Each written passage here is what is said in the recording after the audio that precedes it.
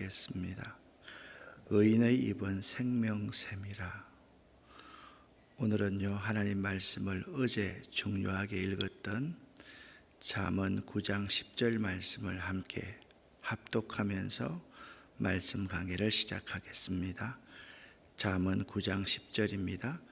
여호와를 경외하는 것이 지혜의 근본이요 거룩한 자를 아는 것이 명철이니라. 아멘. 왜 잠언 9장 10절을 먼저 읽고 시작하느냐?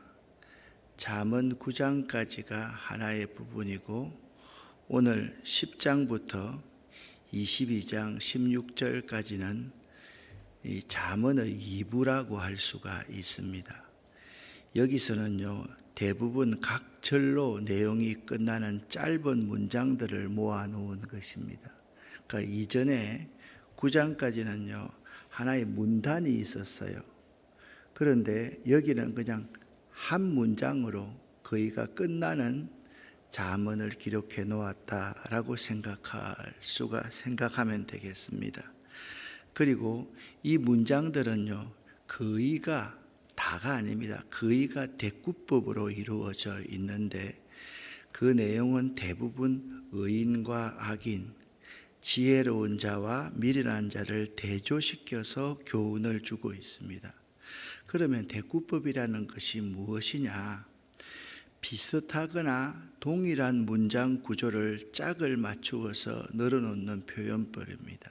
그러니까 우리말에 콩 심은 데 콩 나고 팥 심은 데 팥 난다. 자, 이 문장이요, 앞에 한 문장이 있고 뒤에 문장이 있잖아요. 두 문장을 바꾸어도 의미가 그렇게 콩하고 팥하고 이거 서서가 막 대조되고 이런 개념이 아니잖아요. 그죠? 이제 좀 어려운 부분인데, 그 다음에 돌담에 속삭이는 햇살같이, 풀 아래 웃음 짓는 샘물같이 이렇게 표현되는 것이 주로 대꾸법입니다. 우리가 대꾸법하고 대조법하고 열거법하고를 구분할 수 있어야 되는데요.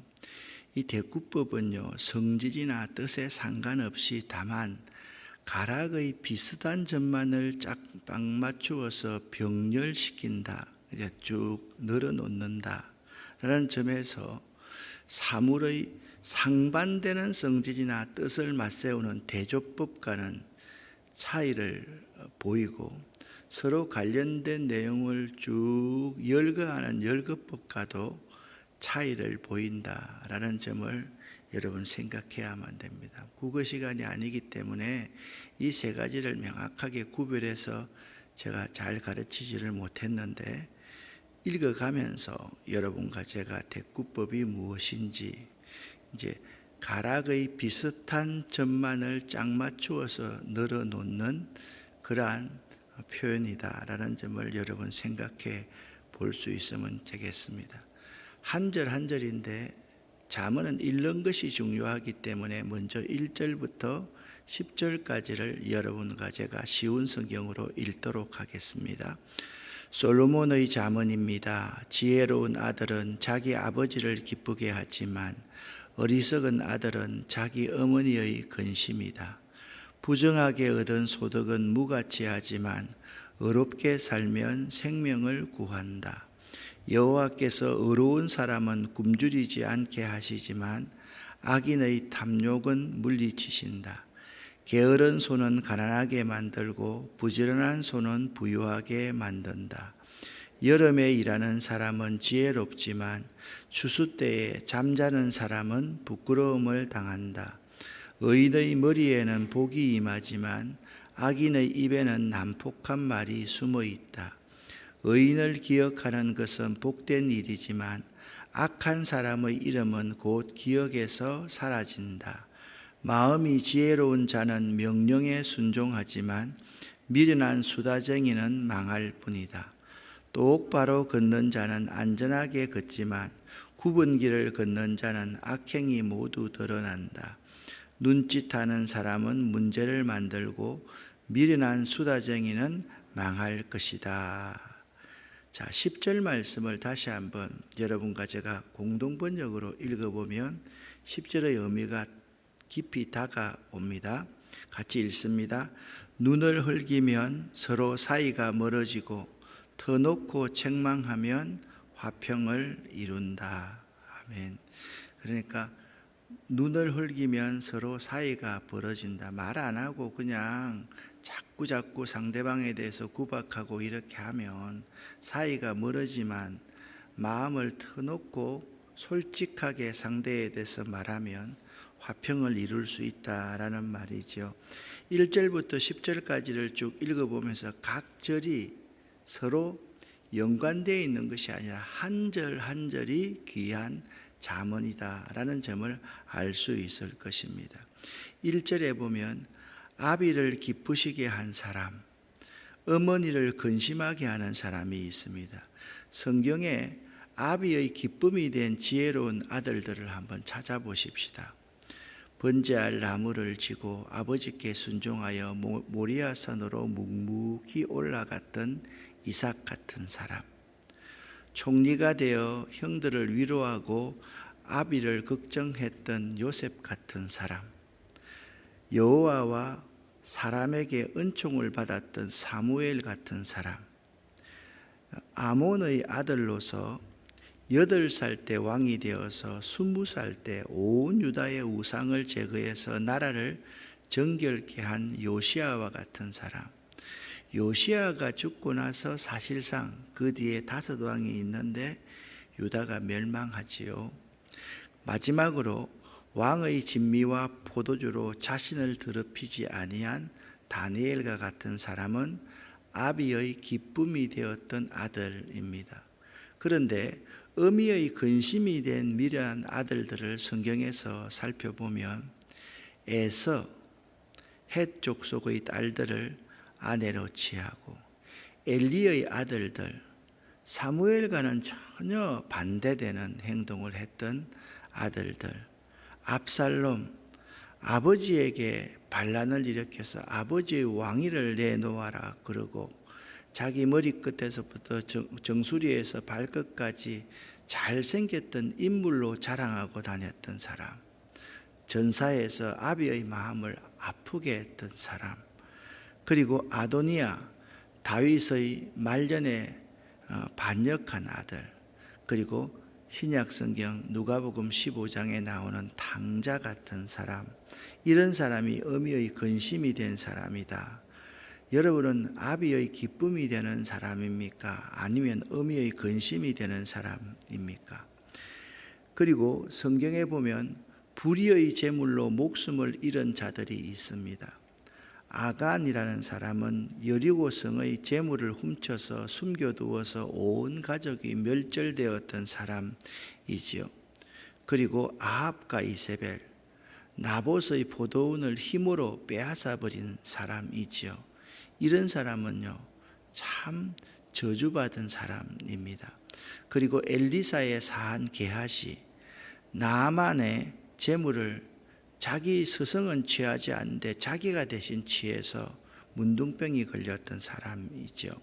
그 다음에 가룟 유다, 예수님을 은 30으로 팔고 자살해버렸던 사람, 이런 사람들은 불의의 제물로 목숨을 잃은 자들이다. 6절 말씀에 보니 의인의 머리에 복이 임하는 근거가 무엇인지를 말씀해 놓고 있습니다.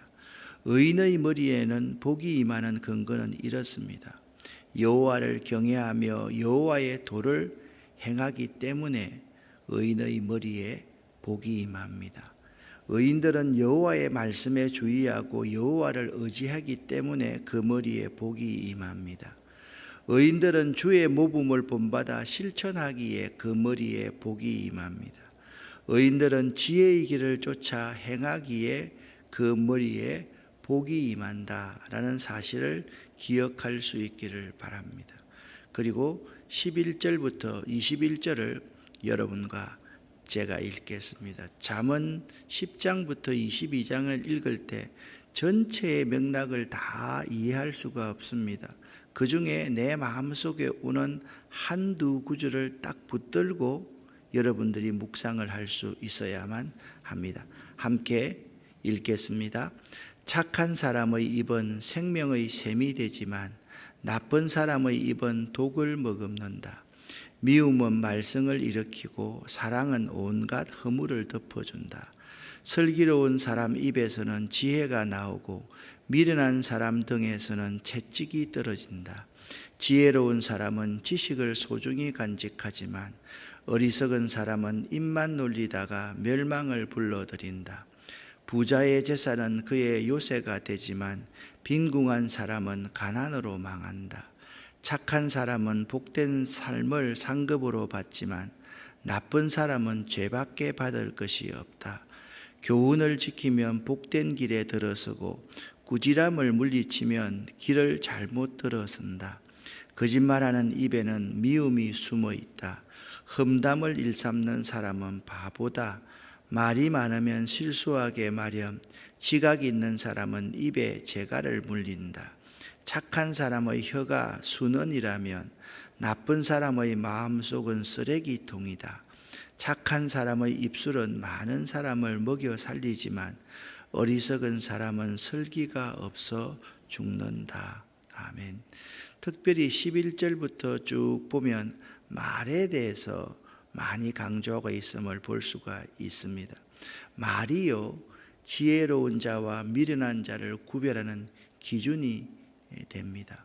지혜로운 자는요, 주의 명령과 사람의 충언을 받아들이지만 미련한 자는 그 혀로 망하게 되어 있습니다.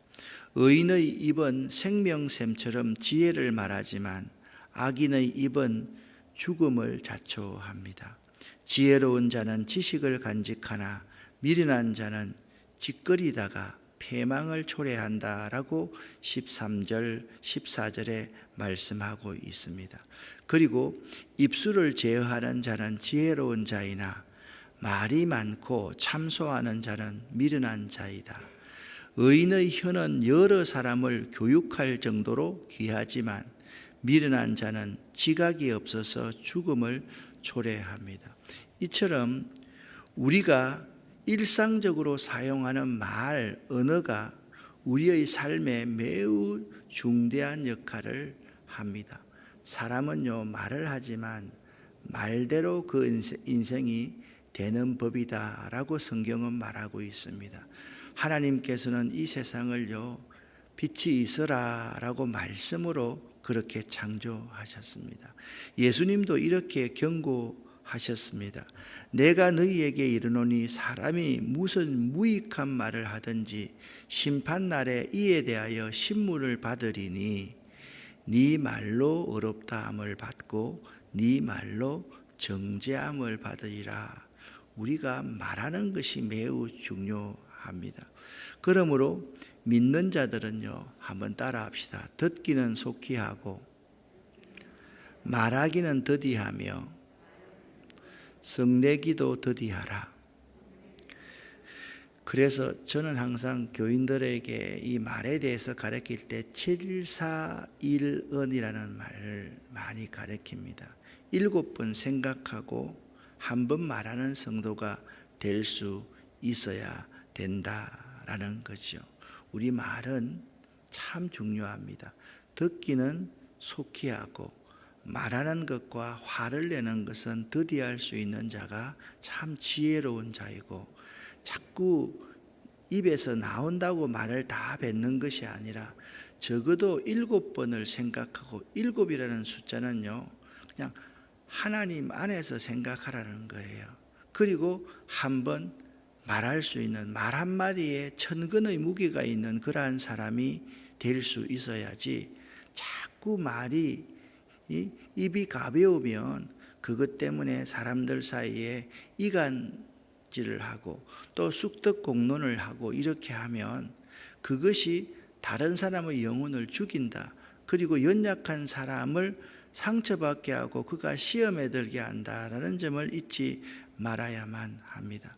그리고 17절 말씀을 보면 성경에서 훈계를 당하고 책망을 받는 경우가 어떤 경우인가? 17절을 제가 읽어보겠습니다. 훈계를 지키는 자는 생명길로 행하여도 징계를 버리는 자는 그릇 가느니라. 아멘. 여러분, 훈계가 뭐라고 했습니까? 지혜와 훈계와 명철, 이 세 가지가 잠언에 매우 중요하다. 훈련과 연단으로 가르침을 받는 것이 훈계다, 그렇게 말씀하고 있습니다. 여러분, 훈련과 연단을 통해서 내 스스로가 자꾸 빚어지고 다듬어지면 생명길을 행하여도 징계를 할 때 그걸 싫어하고 중언을 싫어하는 사람은 항상 그릇된 길로 간다라고 말씀하고 있습니다. 성경에서 징계나 책망을 당하는 경우는 여호와의 말씀을 버리고 그 명령에서 떠날 때, 또한 배교하고 패역한 행위를 할 때, 불신앙적이고 가증한 행위를 할 때, 우상 숭배를 할 때, 이방 여인과 결혼할 때, 하나님의 권능을 체험하고도 회개치 않을 때 징계를 당하거나 책망을 당합니다. 그럴 때 우리가 돌이켜서 회개해야만 합니다. 그리고 바른 길로 들어서야만 합니다. 그런데 여기 말씀드린 6가지를 당하는 사람들은 그 의가 돌이키지 않습니다. 왜냐하면 자기 의가 강하기 때문에 그렇습니다. 자, 마지막 부분 잠언을 여러분과 함께 읽겠습니다. 22절부터 32절입니다. 이것은 공동 번역을 읽는 것이 좋겠다. 그래서 공동 번역을 적어 놓았습니다. 함께 읽겠습니다. 야훼께 복을 받아야 부자가 된다. 애쓴다고 될 일이 아니다. 미련한 사람은 음탕한 짓을 좋아하고 현명한 사람은 슬기를 좋아한다. 나쁜 일을 하면 끓이던 일이 닥치고 착하게 살면 바라던 것을 받는다. 해오리 바람이 지나갈 때 나쁜 사람은 사라져도 착한 사람의 터전은 길이 서 있다. 게으른 종을 부리는 사람은 이에서 신물이 나고 눈에 연기가 들어간 것 같으리라. 야훼를 두려워하여 섬기면 수명이 길어지고 나쁜 일을 하면 수명이 줄어든다. 착한 사람이 기다리던 것은 날로 잘 되지만 나쁜 사람이 바라던 것은 사라지고 만다. 야훼의 길을 따라 곧게 살면 친히 힘이 되어 주시지만 나쁜 짓을 하면 망하게 하신다. 착하게 살면 언제까지나 흔들리지 않지만 나쁜 일을 하고는 땅에서 베겨내지 못한다. 착한 사람의 입은 슬기를 내어도 거짓말을 일삼는 혀는 잘린다.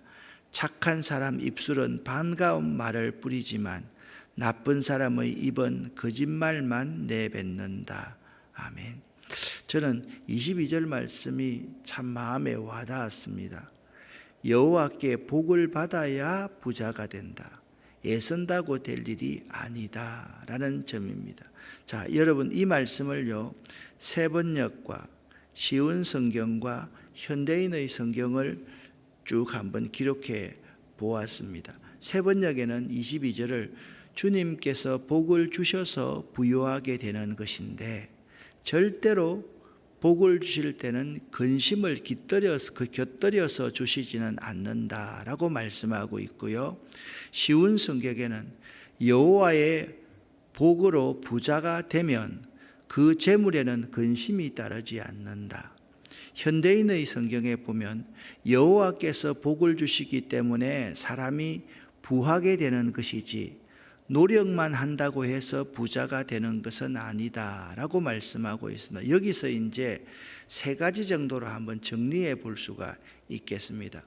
복은요, 하나님이 주십니다. 이럴 때는 아멘 하면 참 좋겠습니다. 다시 한번, 너무 우리는 아멘을 안 하는 것 같아요. 복은 하나님이 주십니다. 그렇죠.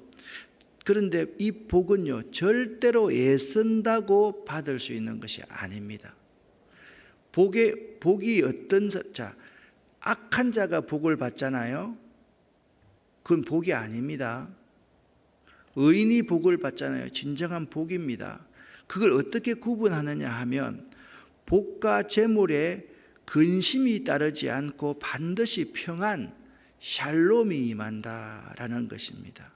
그러니까 재물이 없어도 그 마음속에 샬롬, 평화가 있으면 그는 복받은 사람이지만, 재물이 그의 근심을 더하게 만들면 그것은 복이 아니다라고 성경은 말씀하고 있다라는 거예요. 여러분, 복은 하나님이 주십니다. 믿으시기를 바랍니다. 애쓴다고 되는 것이 아닙니다. 그런데 복에는요, 절대로 근심과 함께 오지 않는다라는 점을 여러분이 꼭 명심할 수 있어야만 됩니다. 오늘 말씀을 보니까 이에 초각코 눈에 연기 같아 라는 26절의 말씀의 뜻이 있습니다. 게으른 종을 부리는 사람은 이에서 신물이 나고 눈에 연기가 들어간 것 같아 라고 말씀하고 있기 때문입니다. 그러니까 이것은 상한 이빨에 식초 같고 사람의 눈에 연기 같아서 대단히 귀찮고, 주인이 이런 부하 직원들, 종들을 데리고 있으면요, 굉장히 주인이 어렵다는 거예요. 그래서 우리는 하나님 앞에요, 게으른 종이 되어서는 결코 안 됩니다. 믿는 우리에게 요구되는 것은 오직 충성뿐입니다. 직장에서도 마찬가지입니다. 내가 그 직장에 가서 100만 원을 받으면요, 1000만 원을 벌게 해줘야지 100만 원을 받지, 내가 100만 원 받았는데 80만 원밖에 일하지 않는 사람은 게으른 종입니다. 우리는 현대가 자꾸 노동을 하면서 자기가 받을 대가만을 요구를 하는데, 그리스도인들은요, 항상 충성할 수 있어야만 합니다. 내가 10을 받으면 100을 할 수 있어야 되고, 내가 100을 받으면 1000을 할 수 있어야지 모든 사람이 다 먹고 살 것 아닙니까?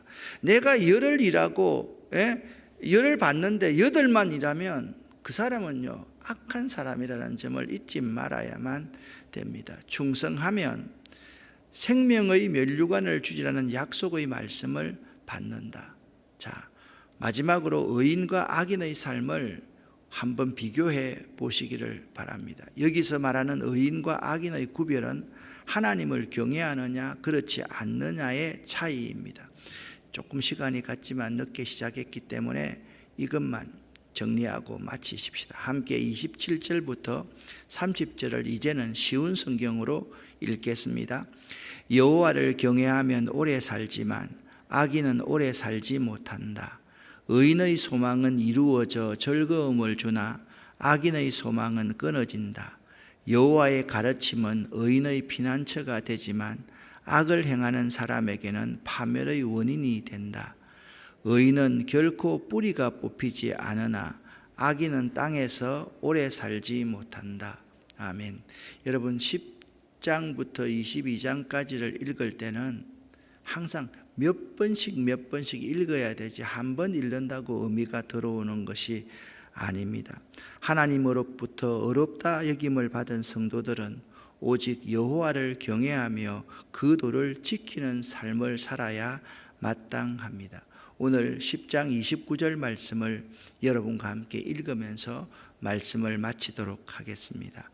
여호와의 도가 정직한 자에게는 산성이요 행악하는 자에게는 멸망이니라. 꼭 명심하고 또 명심할 수 있는 여러분과 제가 될 수 있기를 간절히 부탁드립니다. 자, 두 가지 말씀만 드립니다. 오늘부터 또 이제 목공 작업을 이제 유치부실 하고 바깥 부분에 하게 될 것입니다. 교회 오실 때 일하시는 분들 가운데서는 예수를 안 믿는 분들도 있습니다. 이웃집에 닭 쳐다보듯이 그들을 쳐다보지 말고 고맙습니다, 감사합니다 인사해 주셨으면 참 좋겠습니다. 그리고 비가 와서 우리 비닐하우스 공사는 내일 목요일부터 하기로 그렇게 했습니다. 여러분, 교회를 위해서 저를 위해서 많이 기도해 주시기를 부탁을 드립니다. 기도하겠습니다. 하나님 아버지, 우리들 한 사람 한 사람이 하나님을 잘 경외하는 자 될 수 있도록 도와주시옵소서. 복은 하나님이 주심을 믿습니다. 그리고 우리 애쓴다고 되는 것이 아님을 또 깨닫습니다. 반드시 근심과 함께 복을 주시지 않는다 말씀했는데 우리 마음속에 주님의 샬롬을 허락하여 주시옵소서. 예수 그리스도 이름으로 축복하옵고 간절히 기도 올립니다. 아멘.